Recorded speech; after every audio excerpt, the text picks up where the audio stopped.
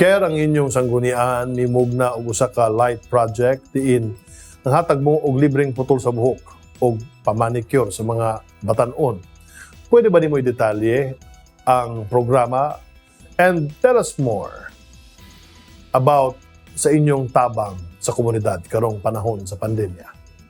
Sakto, Sir Martin, anda na, niadtong tuig 2020, panahon na sa pandemya, naghatag ng programa ang Sangguniang Kabataan, Barangay 5, General Luna, Surigao del Norte, sa ato mga kabatanunan, labi na sa mga babae, kundi ang hatag kita nag-provide kita ng libre na pedicure o manicure program sa ilang tanan.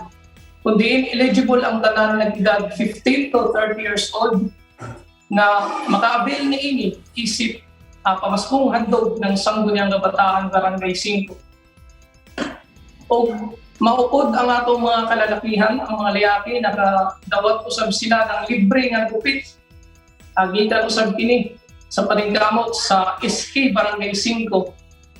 The same, ang mga nag-edad 15 to 30 years old, mao'y mga beneficiaryo sa maong programa.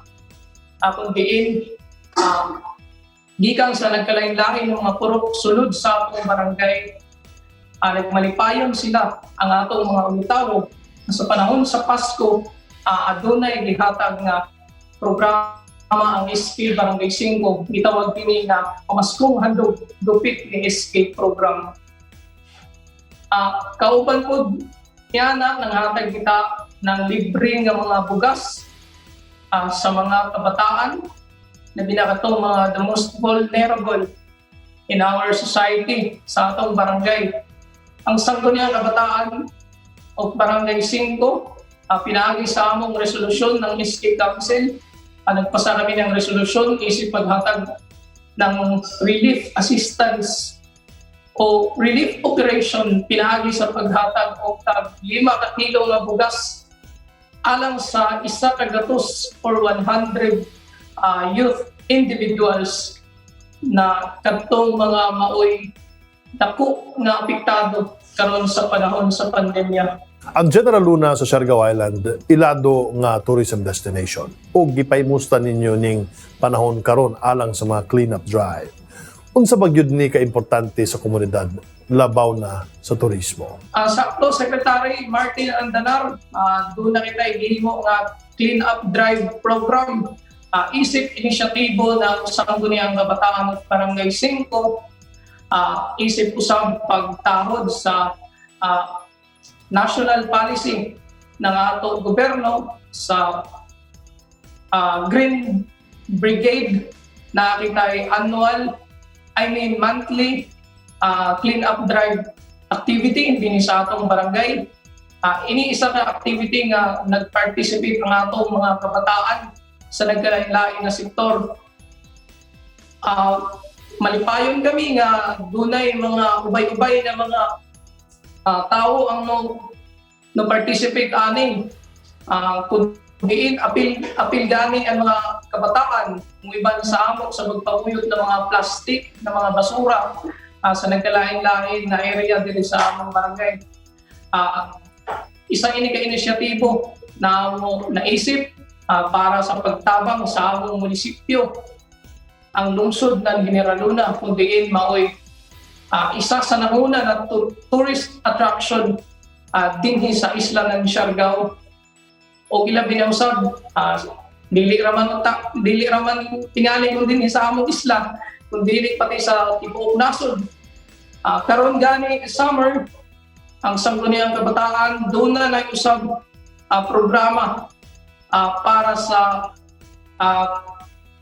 climate change program o sa environmental protection, kundi doon na hitay programa titled as Nataran ko pagpapahon mo summer competition. Kundi giyawhat nato ang mga panimalay din sa atong barangay na magtanong ng mga buya o uban pa ng mga pananong na makatabang sa kalimpyo o pagbalanse sa atong environment o ecology. sa ang mamahimong mananaog makadawat ng mga ubay-ubay na premyo. Doon ay kita i-provide ng mga sako-sako na bugas para sa atong mga dumadaog. Ker, wala pagyud na human aning atong pakigbugno sa COVID-19. How do we encourage the youngsters to get vaccinated? Karon sir, isip batan-on leader na nato gobyerno. Dili ra ng gobyerno kundi lang mga kabatan-unan o bisan ng ordinaryo na Pilipino. Ako kawhakon kamo mga kabataan, mga kabatan-unan, labi na dinhi sa atong lungsod o sa tibuok nasod na unta magmadasigon kita na mag-participate sa vaccination program ng atong national government. Dili man kita magmahay, dili kita may magproblema kay ini nag-agiman sa siyensya, nag-agiman ini sa mga dalubhasa, mga eksperto sa ilang mga kahibayo na ini safety karadal para sa ato. Ganit man, taghatag ini na libre na nato ang gobyerno, pinaagi ni President Rodrigo Roa Duterte ug sa ija vaccine star na Carlito Galvez. Awagon ko ang tanan, labi na ang mga batanon, kundiin kita amoy hilig maglibod-libod, kita maoy mga laagan sa atong panimalay. Nauntana kita magpadasigon, confident kita ng pabaksin. Although doon na kita limited vaccine sa atong mga nagkalain-lain mga probinsya, magpabiling utak yapon kita ng kalmado, matinahuron sa masunuron sa ato local government units o ipabili nato ang ato pagsunod sa basic health protocols, pinagi sa pagsubod ng face mask, paghugas permi nato mga gamot, social distancing.